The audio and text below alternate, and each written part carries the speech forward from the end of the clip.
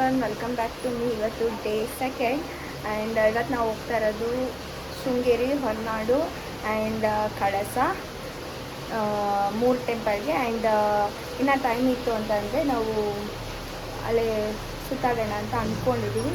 So ನೋಡೋಣ okay ಹೆಂಗಾಗುತ್ತೆ ಅಂತ. Actually ನಾವು ಕುಕ್ಕೆಯಲ್ಲಿ ಸ್ಟೇ ಆಗಿದ್ವಿ. ಸೊ ನಿಮ್ಗೊಂದು ವ್ಯೂ ತೋರಿಸ್ತೀನಿ, ಜಸ್ಟ್ ವೇಟ್ ಗೈಸ್. ವಾವ್, ಎಷ್ಟು ಸಕ್ಕತ್ತಾಗಿದೆ ನೋಡಿ. Full fog guys. ಮಳೆ ಬೇರೆ ಬರ್ತಾ ಇದೆ. ಈ ವೆದರ್ ಮಾತ್ರ ಸಕ್ಕತ್ತಾಗಿದೆ ನಿಜವಾಗ್ಲೂ. ಸೊ ಗೈಸ್, ನಾನು ರೆಡಿ ಎಲ್ಲ ಆಗಿದ್ದೀನಿ. ಇನ್ನು ಅವರೆಲ್ಲ ರೆಡಿ ಆಗ್ತಾ ಇದ್ದಾರೆ. ಸೊ ಇವಾಗ ಹೊರಡಬೇಕು, ರೂಮ್ ಚೆಕ್ಔಟ್ ಮಾಡೋದಿದೆ. ಸೊ 8 o'clock ಹೊರಟ್ಬಿಟ್ಟು ಹೋಗ್ತಾ ದರ್ಶನ ಆಗುವಾಗ ಸಿಗ್ತೀನಿ. ಬಾಯ್. ಅಲ್ಲಿಂದ ಹೊರಟ್ವಿ ಗೈಸ್ ನಾವು ಹಾಗೆ ಹೊರನಾಡಿಗೆ. ಸೊ ಫುಲ್ ಟ್ರಾವೆಲಿಂಗೇ ಆಗೋಯಿತು. ಸೊ ಅಲ್ಲಿಂದ ಅಲ್ಲಿಗೆ ಸ್ವಲ್ಪ ನಮಗೆ ಬಸ್ ಎಲ್ಲ ಅಡ್ಜಸ್ಟ್ ಆಗಿಲ್ಲ. ಸೊ ಅಂತೂ ಇಂತೂ ಫೈನಲಿ ದೇವಸ್ಥಾನಕ್ಕೆ ರೀಚ್ ಆದ್ವಿ. ಸೊ ಹಾಯ್ ಗೈಸ್, ಆ್ಯಕ್ಚುಲಿ ಇವತ್ತು ಒಂದೇ ಪ್ಲೇಸ್ ಕವರ್ ಮಾಡಿತ್ತು ಬಿಕಾಸ್ ಫುಲ್ ಟ್ರಾವೆಲಿಂಗೇ ಆಗೋಯಿತು. ಸೊ ನಾವು ಇವಾಗ ಹೊರನಾಡಿಗೆ ಬಂದಿದ್ದೀವಿ. ಸೊ ಇವಾಗ ಆಲ್ರೆಡಿ ಟೈಮ್ 5 o'clock ಆಗಿಬಿಟ್ಟಿದೆ. ಸೊ ದರ್ಶನ ಎಲ್ಲ ಆಯಿತು. ಸೊ ನಾನು ನಿಮಗೆ ಇಲ್ಲಿನ ವೆದರ್ ತೋರಿಸ್ತೀನಿ ರೀ ಗೈಸ್. ಸೀರಿಯಸ್ಲಿ ಹೆವೆನ್, ಸ್ವರ್ಗ ಗೈಸ್. ಅವರಿಬ್ರು ನೋಡಿ, ವಾರೆವ. ಸೊ ಗೈಸ್, ಹೊರನಾಡಲ್ಲಿ ದರ್ಶನ ಮಾತ್ರ ತುಂಬ ಚೆನ್ನಾಗಾಯಿತು.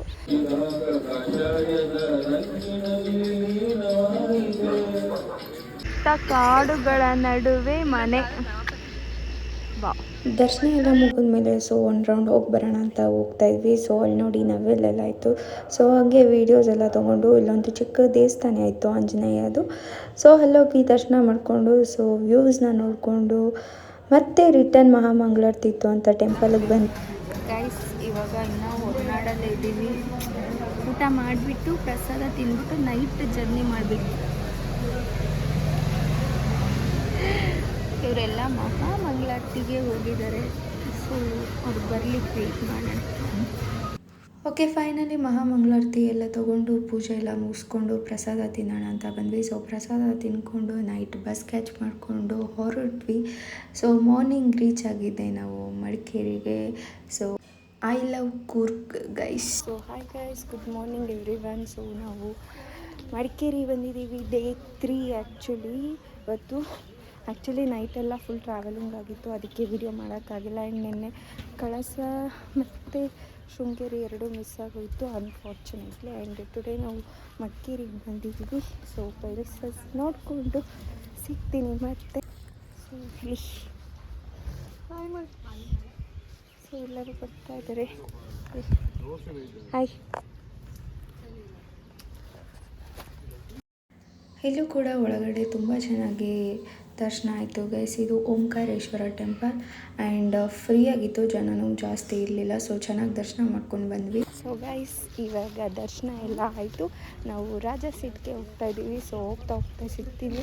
ಆ್ಯಂಡ್ ಜಾಸ್ತಿ ವೀಡಿಯೋಸ್ ಎಲ್ಲ ಮಾಡೋಕ್ಕಾಗ್ತಾಯಿಲ್ಲ, ಬಟ್ ಐ ವಿಲ್ ಟ್ರೈ ಎಲ್ಲನೂ ಕವರ್ ಮಾಡೋದಕ್ಕೆ. ವೀಡಿಯೋಸ್ ಎಲ್ಲ ಕವರ್ ಮಾಡ್ತೀನಿ. ಸೊ ಇವಾಗ ಟಿಫನ್ ಮಾಡಿ ರಾಜ ಸೀಟಲ್ಲಿ ಸಿಗ್ತೀನಿ. ಬಾಯ್. ಓಕೆ, ಟಿಫನ್ ಮಾಡೋಣ ಅಂತ ಇಲ್ಲಿ ಹೋಟೆಲಿಗೆ ಬಂದ್ವಿ. ಸೊ ಫುಲ್ ಟಿಫನ್ ಮಾಡಿಕೊಂಡು ನನ್ನ ಫೇವ್ರೆಟ್ ಫುಡ್ ಮಸಾಲೆ ದೋಸೆನ ನಾನೆಲ್ಲೂ ಮಿಸ್ ಮಾಡೋಲ್ಲ. ಸೊ ಅದನ್ನು ತಿಂದ್ಕೊಂಡು ಲೆಟ್ಸ್ ರಾಜ ಸೀಟ್ಗೆ ಹೋದ್ವಿ.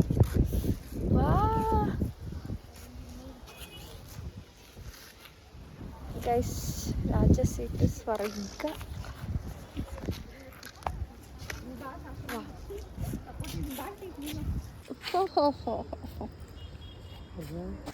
ಗೈಸ್ ನೋಡಿ, ರಾಜ ಸೀಟ್ ವೆದರು ಹೆಂಗಿದೆ ಅಂದರೆ ಫುಲ್ ಎಲ್ಲ ಕಡೆ ಫಾಗು ಗೈಸ್. ಮಡಿಕೇರಿಯಲ್ಲಿ ಫುಲ್ ಮಳೆ ಅದ್ರ ಜೊತೆ.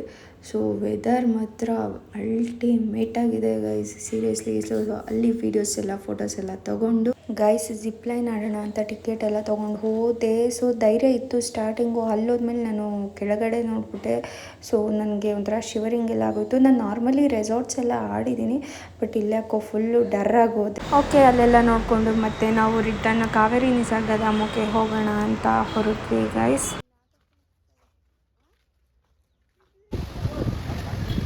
ಆ್ಯಕ್ಚುಲಿ ನಾನು ಇಲ್ಲಿ ವೀಡಿಯೋಸ್ ಮಾಡಬೇಕು ಅಂದ್ಕೊಂಡಿದ್ದೆ. ಸೊ ಇಲ್ಲಿ ತುಂಬ ಕ್ರೌಡ್ ಇತ್ತು ಗೈಸ್, ಆಲ್ಮೋಸ್ಟ್ ಜಾಸ್ತಿ ಫಾರಿನರ್ಸೇ ಇದ್ದರು.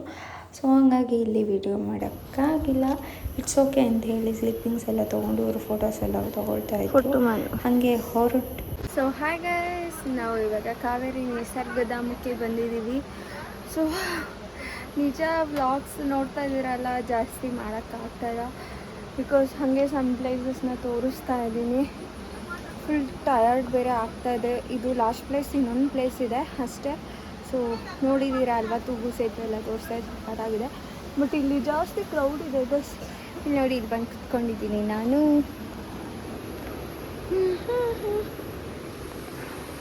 ಗೈಸ್, ಇದು ಒಂದು ಹಟ್ ಥರ ಕುತ್ಕೊಂಡಿದೆ. ಇದು ಕೊಡಗು ಬುಡಕಟ್ಟು ಜನಾಂಗದವರ ಜೀವನ ಶೈಲಿಯನ್ನು ರೂಪಿಸಿದ್ದಾರೆ ಗೈಸ್. ಎಷ್ಟು ಚೆನ್ನಾಗಿದೆ ನೋಡಿ. ಸೊ ಒಂದೊಂದೂ ಕೂಡ ಒಂದೊಂದು ಅರ್ಥವನ್ನು ಕೊಡುತ್ತೆ ಅಂತಲೇ ಹೇಳ್ಬೋದು. ಆಗಿನ ಕಾಲದಲ್ಲಿ ಏನು ಮಾಡ್ತಾಯಿದ್ರು, ಸೊ ಅದೆಲ್ಲ ಲಿಟ್ರಲಿ ಸೂಪರಾಗಿದೆ. ಆ್ಯಂಡ್ ಇವ್ರು ನೋಡಿ ಎಲ್ಲೆಲ್ಲಿ ಕೂತ್ಕೊಂಡು ಏನೇನು ಫೋಟೋಸು ವೀಡಿಯೋಸ್ ಮಾಡ್ಕೋತಾ ಇದ್ದಾರೆ ಗೈಸ್. ಕಾವೇರಿ ನಿಸರ್ಗಧಾಮದಲ್ಲಿ ಸಾರಂಗ ಇದೆ ನೋಡಿ. ಇಷ್ಟೊಂದಿದೆ ಗೈಸ್. ಬರ್ತಾ ಇಲ್ಲ ಸೌಂಡ್ ಮಾಡಿದರೆ. ತಿಂತಾ ಇದೆ ಬಿಡಿ, ಯಾಕೆ ಡಿಸ್ಟರ್ಬ್ ಮಾಡೋದು. ಓಕೆ, ಅಲ್ಲಿನ ಕಾವೇರಿ ನೀರನ್ನು ನೋಡಿಕೊಂಡು ಹೊರಟ್ವಿ. Full tired. ಓಕೆ, ಇಲ್ಲೆಲ್ಲ ಸ್ವಲ್ಪ ಶಾಪಿಂಗ್ ಮಾಡಿಕೊಂಡು ಕಾವೇರಿ ನಿಸರ್ಗಧಾಮದಲ್ಲಿ. ಸೊ ನಾವು ಲಾಸ್ಟ್ ಗೋಲ್ಡನ್ ಟೆಂಪಲ್ ಹೋಗೋದಿತ್ತು.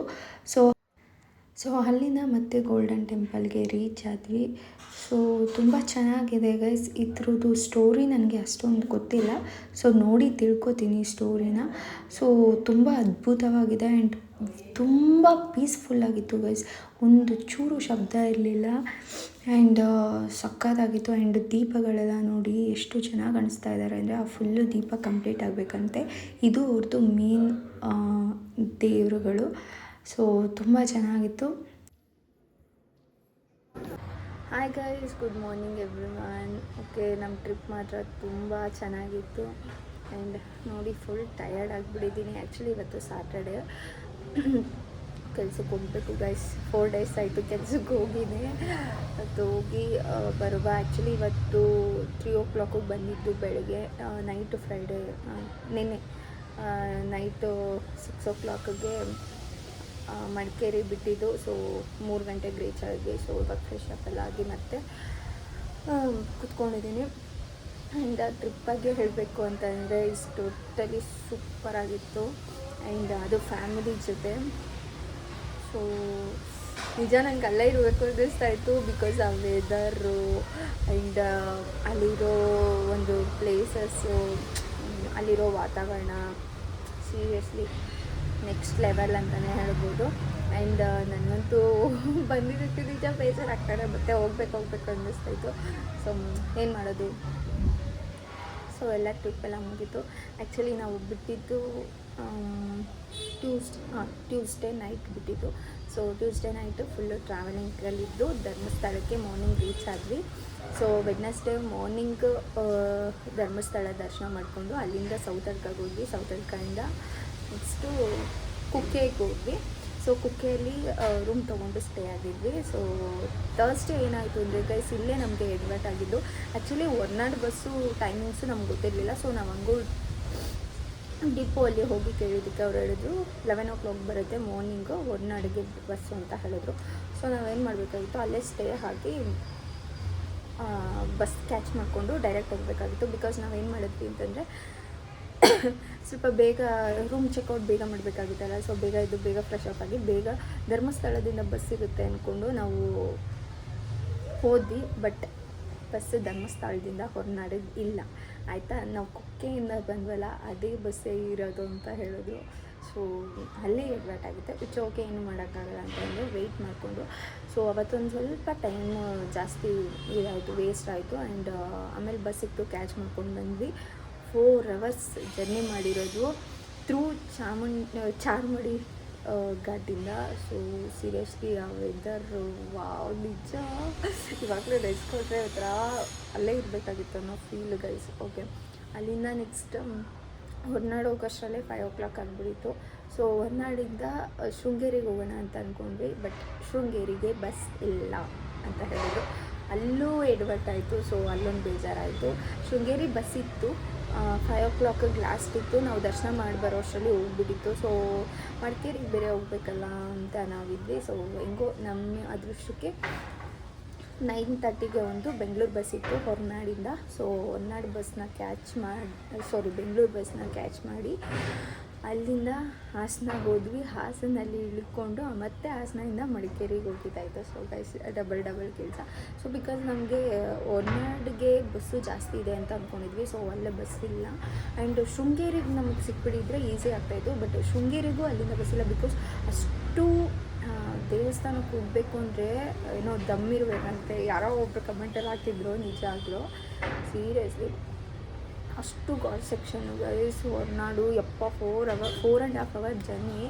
ಸೊ ಅಲ್ಲಿಗೆ ಹೋಗಬೇಕು ಅಂದರೆ ಸೀರಿಯಸ್ಲಿ ತುಂಬ ಕಷ್ಟ ಇದೆ. ಅದಕ್ಕೆ ಅವರು ಸಾಯಂಕಾಲದ ಮೇಲೆ ಬಸ್ಸೇ ಇಲ್ವಂತೆ.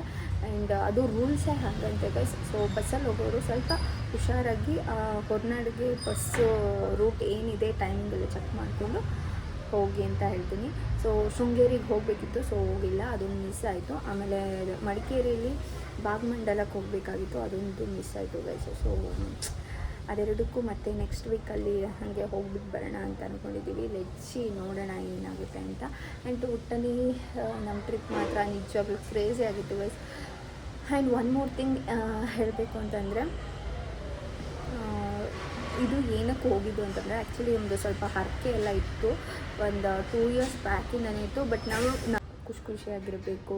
ಆ್ಯಂಡ್ ಇರೋದು ಒಂದೇ ಜೀವನ ಗೈಸ್. ಯಾವನೋ ಬರ್ತಾನೆ ಹೋಗ್ತಾನೆ. ಆ್ಯಂಡ್ ಸುಮ್ಮನೆ ಅದೆಲ್ಲ ಒಂದು ಇರಬೇಕು, ಎಕ್ಸ್ಪೀರಿಯೆನ್ಸ್ ಆಗಬೇಕು ನಮ್ಮ ಲೈಫಲ್ಲಿ ಅಂತ ಹೇಳೋಕ್ಕೆ ಇಷ್ಟಪಡ್ತೀನಿ. ಬಟ್ ಒನ್ ಟೈಮ್ ಗೊತ್ತಾಯಿತು ಅಂತಾದಮೇಲೆ ಅದನ್ನೆಲ್ಲ ಪಕ್ಕಕ್ಕಿಟ್ಟು ನಮ್ಮ ಜೀವನ ನಾವು ನೋಡ್ಕೋಬೇಕು, ನಮ್ಮ ಲೈಫ್ನ ನಾವು ಸಕ್ಸಸ್ ಮಾಡ್ಕೋಬೇಕು ಅಂತ ಹೇಳ್ತೀನಿ. ಆ್ಯಂಡ್ ಯಾರ ಬಗ್ಗೆನೂ ತಲೆ ಕೆಡ್ಸ್ಕೊಳಕ್ಕೆ ಹೋಗಬೇಡಿ. Because that is none of business ನಮಗೆ ಅಲ್ವಾ. ಆ್ಯಂಡ್ ನಾವೊಬ್ರಿಗೆ ಒಳ್ಳೇದು ಮಾಡಿದರೆ ದೇವರು ನಮಗೆ ಖಂಡಿತ ಒಳ್ಳೇದು ಮಾಡೇ ಮಾಡ್ತಾನೆ. ಸೊ ನಾವು ಯಾರಾದರೂ ಕೆಟ್ಟದ್ದು ಕಳಿಸಿದರೆ ಕರ್ಮ ಬಿಡಲ್ಲ ಗೈಸ್. ಬೂಮ್ ರ್ಯಾಂಕ್ ಸುಟ್ಕೊಬಂದು ನಿಮಗೆ ಹೊಡೆಯುತ್ತೆ. ಸೊ ಅಷ್ಟೇ ಹೇಳೋಕ್ಕೆ ಇಷ್ಟಪಡ್ತೀನಿ. ನಾನು ಜಾಸ್ತಿ ಮಾತಾಡಲ್ಲ. ಆ್ಯಂಡ್ ಅದು ನನಗೆ ಕೆಲಸಕ್ಕೆ ಬಾರದೇ ಇರೋ ವಿಷಯ. ಬಿಕಾಸ್ ನಾನು ಏನೋ ಸ್ವಲ್ಪ ಇವಾಗ ಏನೋ ಒಂದು ಓಡಾಡ್ತಾ ಇದ್ದೀನಿ, ಏನೋ ಒಂದು ಮಾಡ್ತಿದ್ದೀನಿ ಅಂದರೆ ಅದು ನನ್ನ ಖುಷಿಗೋಸ್ಕರ ಗೈಸ್. ಆ್ಯಂಡ್ ಬೇರೆಯವ್ರಿಗೆ ಉಳಿಸ್ಬೇಕು, ಬೇರೆಯವ್ರಿಗೆ ಮಾಡಬೇಕು, ಅದು ಅವ್ರ ತಲೆಯಲ್ಲಿರುತ್ತೆ. ಬೇಕಿದ್ರೆ ನಾನು ಮಾಡಬೇಕು, ಇವ್ರು ಹೋಗಿದ್ದಾರಲ್ಲ ಉಳಿಸ್ಬೇಕು ಹಂಗೆ ಅಂತ. ಬಟ್ ನನಗೆ ಅದು ಮ್ಯಾಟರೇ ಅಲ್ಲ, ಹೇಳ್ತಿದ್ದೀನಿ. ನನಗೆ ಗೊತ್ತು ನನ್ನ ಬ್ಲಾಗ್ಸ್ ಎಲ್ಲ ನೋಡ್ತೀರಾ ಅಂತ. ಬಟ್ ಸ್ಟಿಲ್ ಹೇಳ್ತಾ ಇದ್ದೀನಿ, ಅದು ನನಗೆ ಮ್ಯಾಟರೇ ಅಲ್ಲ ಆಯಿತಾ. ಅದು ನಿಮ್ಮ ಜೀವನ, ನಿಮ್ಮ ಇಷ್ಟ. ನಾನು ಒಂದು ಸರಿ ಅದು ಕೊಚ್ಚೆ ಅಂತ ಗೊತ್ತಾದ್ಮೇಲೆ ಅದನ್ನು ಮತ್ತೆ ಇದು ಮಾಡೋಕ್ಕೆ ಇಷ್ಟಪಡಲ್ಲ. ಸೊ ಜಾಸ್ತಿ ಮಾತಾಡಿ ನನಗೆ ಇರಿಟೇಷನ್ ಆಗುತ್ತೆ. ಸೊ ಗೈಸ್ ಅದ್ರ ಬಗ್ಗೆ ಬಿಡಿ. ಓಕೆ, ನೆಕ್ಸ್ಟ್ ಟ್ರಿಪ್ಪು ಎಲ್ಲಿ ಅಂತ ಹೇಳ್ತೀನಿ.